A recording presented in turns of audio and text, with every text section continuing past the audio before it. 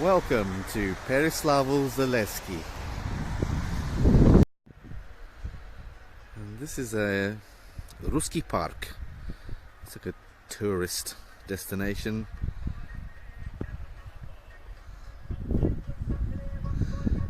Inside there's lots of things for tourists to do, but not in winter. And that's one of the oldest churches in Pereslavl, the Church of Peter the Metropolitan. It was built in 1584, and it's in dire need of some repair by the looks of it.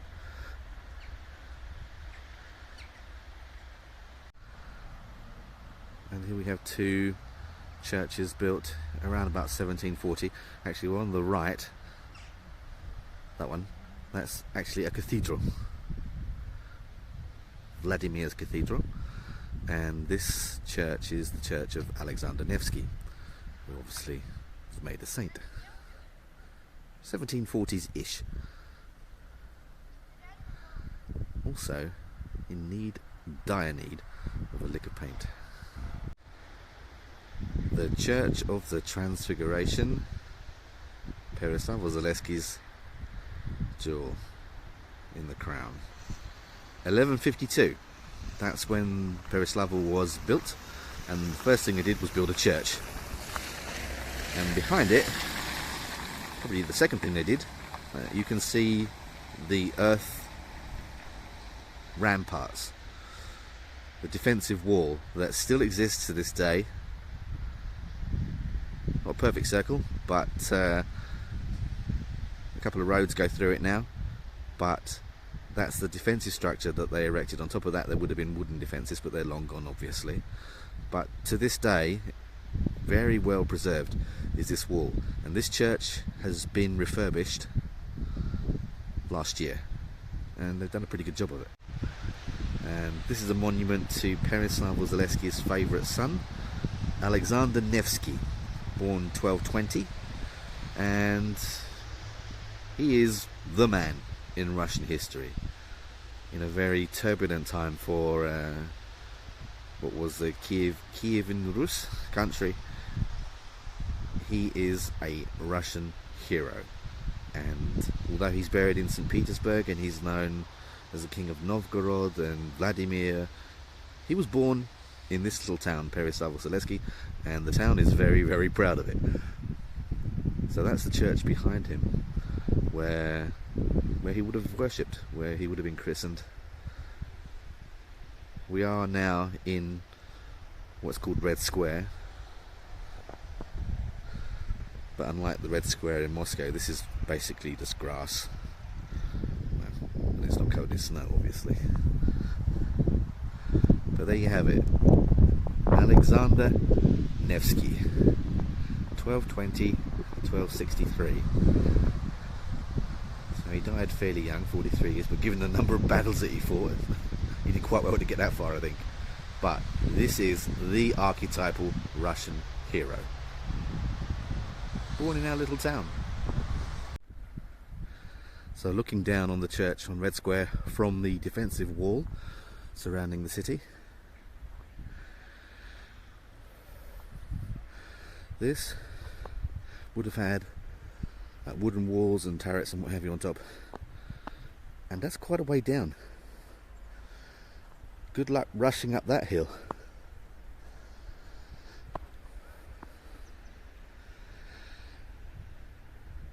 And it's perfectly preserved. Not bad for 868 years old. And we're right by the lake, Lake Plesheva. And this is the Church of the 40 Martyrs, which sounds pretty horrific story. These are the gentlemen in question. This church is from 1755. So there you go. They obviously made a gruesome end. So we are right by the lake, and it's really windy, so this is going to sound terrible on a phone that I'm recording on, but there you go. That is Lake Plesheva.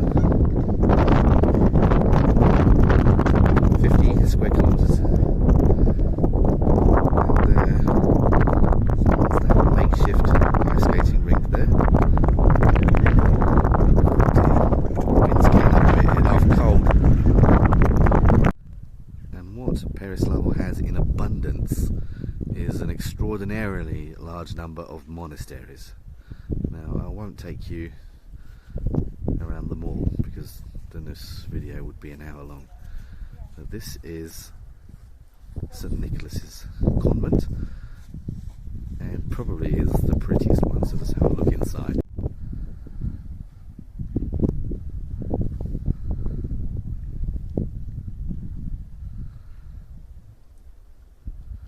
That's the bell tower, and there's some serious bells in there.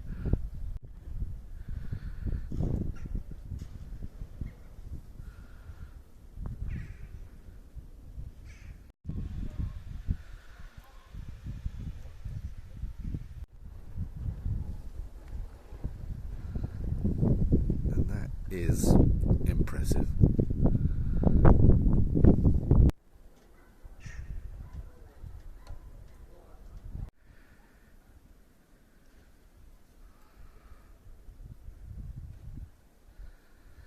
And I did say there were some serious bells in that tower, and now you can see from this angle, yep, serious bells.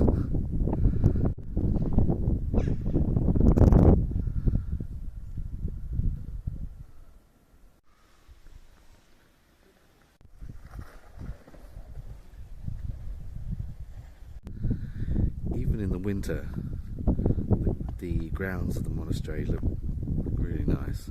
Now I have been here during the summer and it really is quite beautiful. So, recommended. There's something to do in Pereslavl. Now, Pereslavl has a bewildering number of small museums. I mean, we are a tourist town, and Russian tourists like nothing better for a little culture. There are, I don't even know how many there are, 100? I don't know, there are tons of them. My favourite named museum is this one, Musée Hitrosty, which translated basically means the Museum of Cunning and Wit. Now, I've never been in it, and I'm not really sure what a museum of cunning and wit would look like. But someone's making a business out of it, so he's obviously very cunning. And this is probably the best known museum in Pereslavl. It's on many people's Instagram. It's the Museum of Irons, as in ironing your clothes. But I particularly like it for not only its colour scheme, but it has some quite funny signs.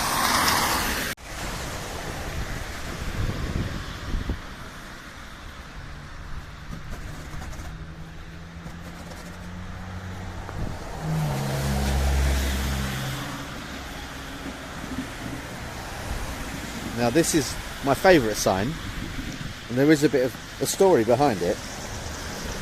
Your nearest McDonald's is 65 kilometres away in Sergei Posad, or on the other direction 120 to Yaroslavl. But McDonald's did try to actually open a restaurant here in Pereslavl, and they picked out a site which was, it's called Victory Park, literally victory as in the war. Oh my word, the locals rose up against them. There were demonstrations in the street about defiling the park with this American So we don't have a McDonald's, and we don't even have one near, which probably is a good thing. Yeah, it's a good thing. So if you're going to visit one museum when you come here, probably this is the one. If you like ironing, of course.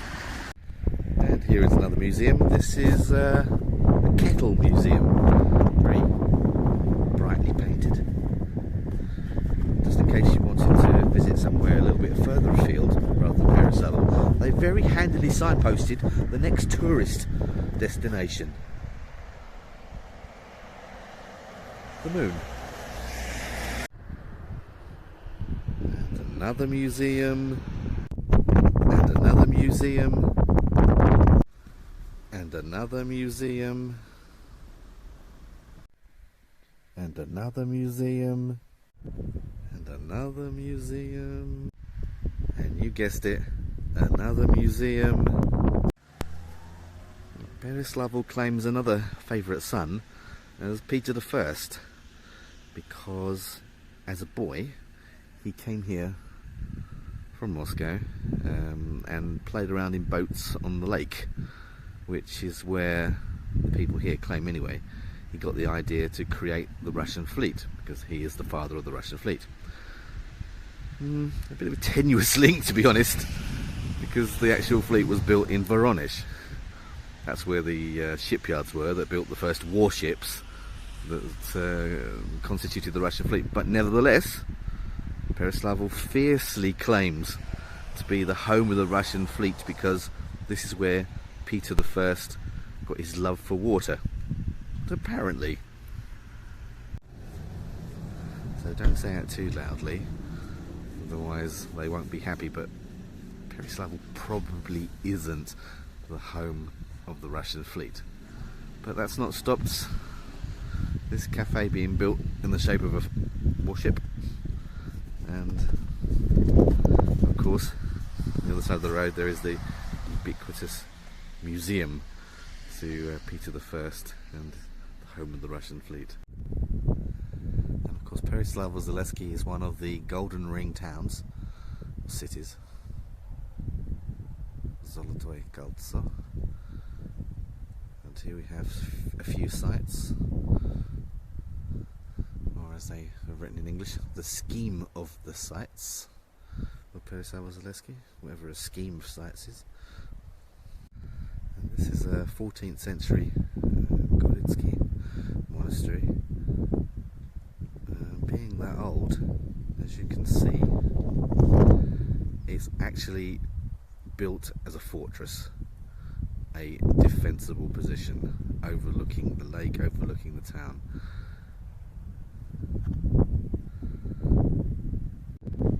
And here you can see the defensive walls.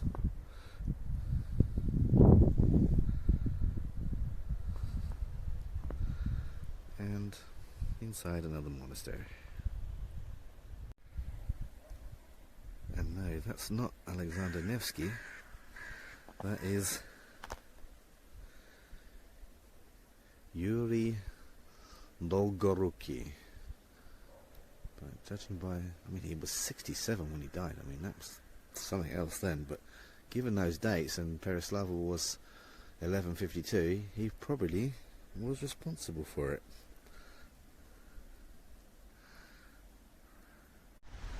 This is just another place where plenty of tourist coaches stop off. A bit noisy because it's right by the main road, but colourful.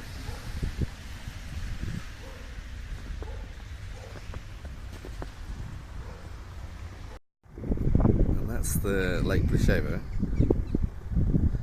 And there are actually some kite surfers out on the ice. Now, this place is absolutely rammed with kite surfers during the summer. I mean, it really is. There can be hundreds there at the same time. There's 3 or 4 really hardy souls at the moment braving these icy winds.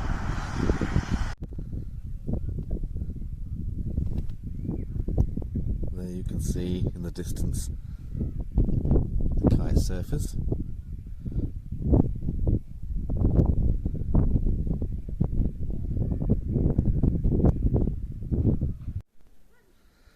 So if you're visiting Pereslavl and the lakeside, someone might suggest, let's go and see the Blue Stone, Sini Kamen. So they'll want you to come here, buy a ticket, go through all the souvenir stands, all the tat, to see the Blue Stone.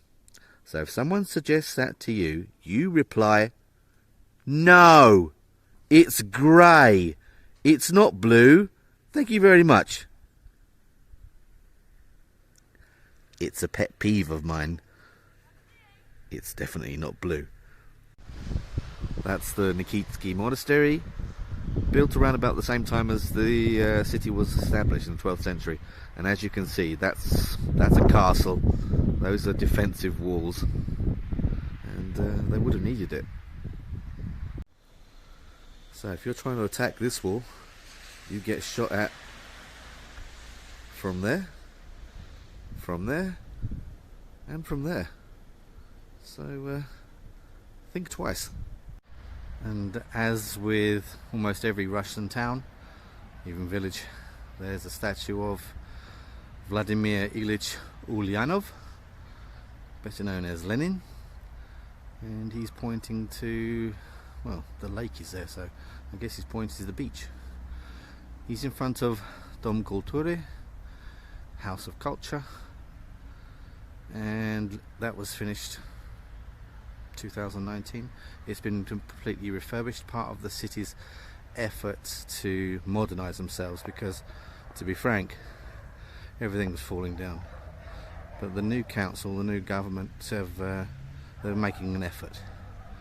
That's the children's playground that was completed November 2019, so literally that's just a month old.